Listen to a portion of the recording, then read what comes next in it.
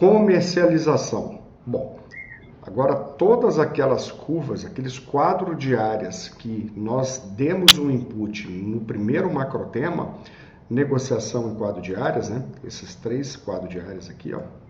Quadro 1 que a gente colocou na simulação, na explicação que eu estou fazendo aqui, né? Eu botei esses residenciais no primeiro quadro, eu botei uma tipologia de lotes comerciais no segundo quadro e no terceiro eu não coloquei nada. Bom, lembra que eu falei que para cada quadro tem uma curva de venda em separado? Pois é, eu vou dizer as tabelas de venda, eu vou dizer tudo, velocidade de venda isoladamente, o que nos dá uma flexibilidade e um nível de refinamento bem bacana nas projeções. Então eu venho aqui em comercialização e observe que eu tenho aqui, ó, curva 1, curva 2 e curva 3. Ou quadro 1, quadro 2 e quadro 3, que é exatamente aquilo que está lá, né? Curva 1 é exatamente, eu venho aqui, ó, pelo menu, você vê que é fácil mexer nela.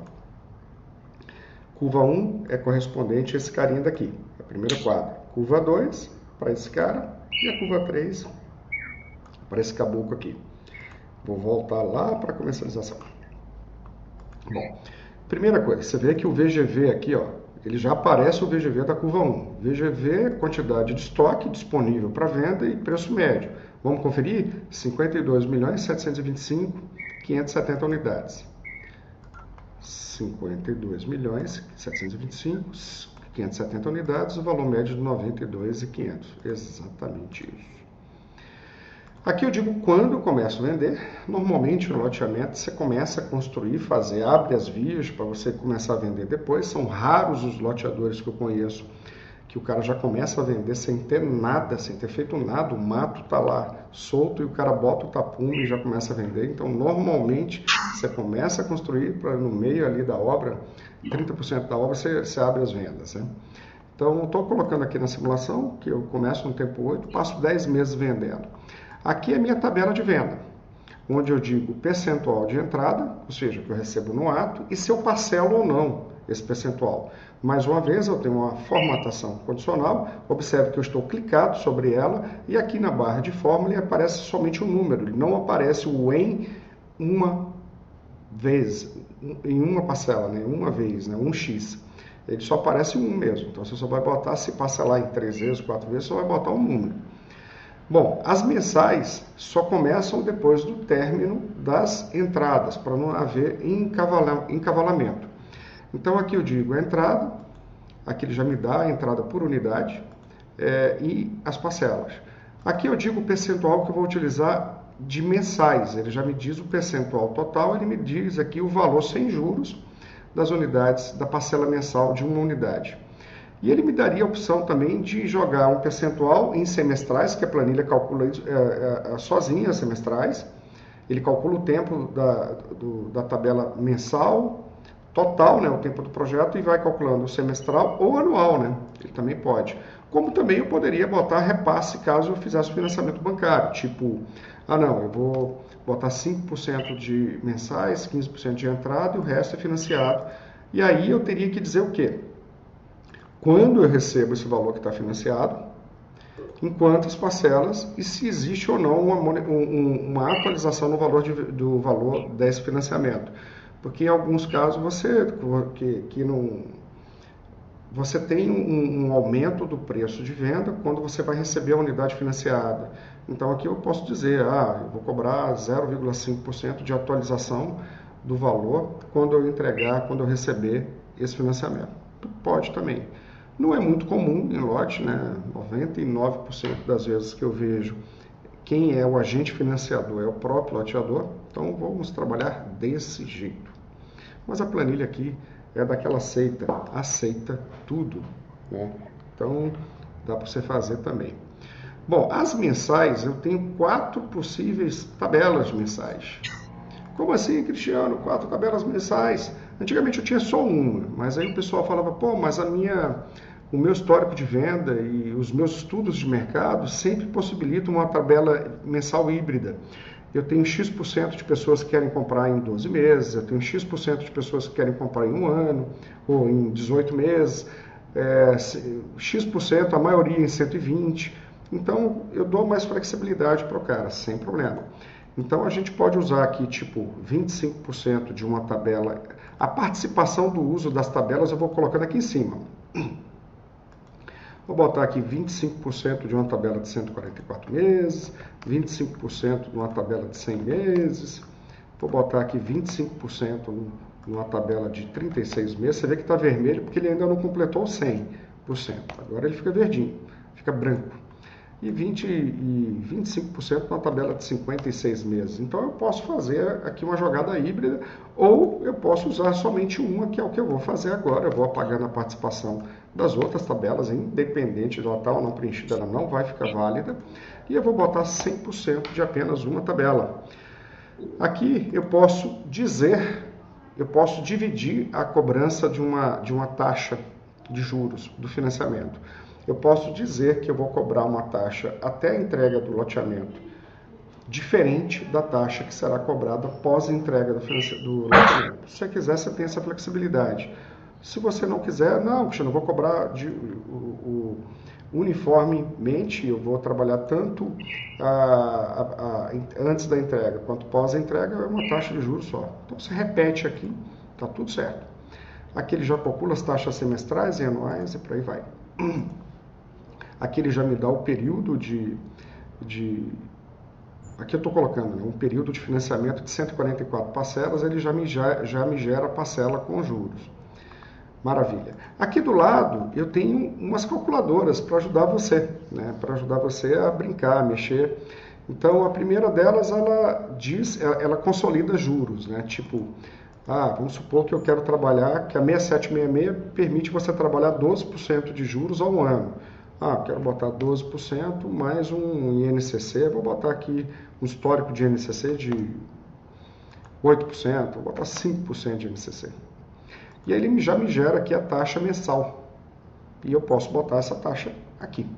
Então aqui ele você bota a taxa anual, ele te converte a consolidada em mensal. E aqui é só um rascunho, tá? Você vai ter que calcular aqui e botar na munheca mesmo aqui. Aqui é uma outra calculadora que ela vai te dizer, por exemplo, o parcelamento, né? Vamos supor que eu queira parcelar aqui em 15, vou fazer alguns cenários, 20% de entrada, 180 meses, com taxa de juros de 1%, eu posso escolher price ou saque, normalmente o loteamento é price, então aqui ele já me dá a parcela máxima, ele já me diz quanto fica o total de juros, quanto fica o total da dívida do cara, ou seja, um loteamento de 160 mil, que eu estou botando aqui a unidade, ele sai no final por 276. E aqui eu brinco com o endividamento, tipo, loteamento eu vou endividar o cara no máximo em 20%. Então eu preciso de uma família com renda mínima de 7.600. Então aqui tem uma brincadeirazinha para você ver, a partir do preço que você quer vender, e a combinação de entrada, tempo de financiamento e taxa de juros, você vai dizer aqui o endividamento máximo, você já vai saber qual o público que você vai ter que trabalhar, né? Se você quiser ver o detalhamento, você clica aqui na Price, ele já te mostra aqui todo o detalhamento, Price, saque. Isso aqui também é um rascunho, tá? Só para você brincar e sinalizar para ver qual a renda média que você precisa naquela região com base naquilo que você quer vender. Bom, eu costumo dizer que quando eu chego aqui nesse modelo matemático, eu já estou com todas essas respostas.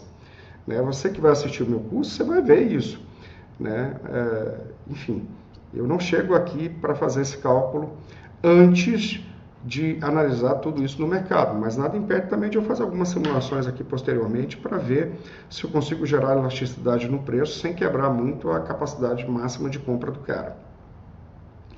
Então observe que a gente está aqui, eu preenchi o início, o tempo, a entrada, mensais. Aqui eu disse as mensais, né? Eu posso escolher se é price ou gradiente, né? Ele já calcula. Taxa de juro pré-obra, pós-obra e aqui o tempo de período dessa tabela aqui. Eu estou usando então só uma tabela, eu estou como é que se diz? Deixando de usar essas outras tabelas. Eu estou optando por usar somente essas tabelas, essas outras ficarão inativadas. Beleza? Automaticamente, olha que bacana, ele já me dá o valor, o VGV nominal, ele repete, ele me diz quanto eu tenho de receita de juros receita de financiamento, perdoe, a boa e velha receita financeira que o loteamento nos dá. Você vê que você quase, em algumas situações, você ultrapassa o valor do próprio negócio, né? Só de receita financeira. Nesse caso aqui ficou bem próximo, eu ganhei 39 milhões, eu vou ganhar 39 milhões só de receita financeira. Isso é um modelo de negócio de loteamento. O modelo de negócio de loteamento ele tem um risco maior, mas também ele te dá uma rentabilidade maior, proporcional ao risco. E aqui eu tenho o VGV geral. Só que tem um detalhe, ficou faltando eu dizer o quê? A velocidade de venda. Eu disse quando eu começo a vender, a entrada, as mensais, a taxa de juros, mas eu não disse o quê? A velocidade de venda do projeto. É exatamente isso que a gente vai dizer agora. Eu tenho 3 cenários, o cenário otimista, mais provável e pessimista. Eu tenho isso para as 3 curvas, né, para cada quadro de área. Então, como é que eu preencho? Aqui eu já deixei preenchido para a gente poder ter uma dinâmica mais fácil de compreensão. Aqui eu digo que eu começo no tempo 9 e tenho uma curva de 16 meses de venda. Na mais provável, eu começo no tempo 8, também tenho 16 meses de venda. Mas elas não são lineares, então tá dando para ver aqui, ó, no gráfico. Na otimista, eu começo vendendo bem nos 3 primeiros meses de venda e depois eu só volto a vender bem lá no último. Na mais provável, eu tenho uma venda boa no mês e depois eu vou suavizando mais a curva. Na pessimista, eu tenho uma venda ruim no primeiro mês, eu só vou melhorando lá para o final. Vamos analisar aqui o detalhado? Eu clico aqui no fluxo detalhado e aqui eu vou colocando a quantidade de lotes que eu vou vender no período que eu estou determinando que será a minha curva de venda. Lembrando que o fluxo de caixa ele aceita somente 99 meses de período de venda, não mais do que isso, tá? Então ele aceita somente, você tem a possibilidade de fasear um recebimento, mas que não ultrapasse o tempo que está aqui. Então, aqui eu tenho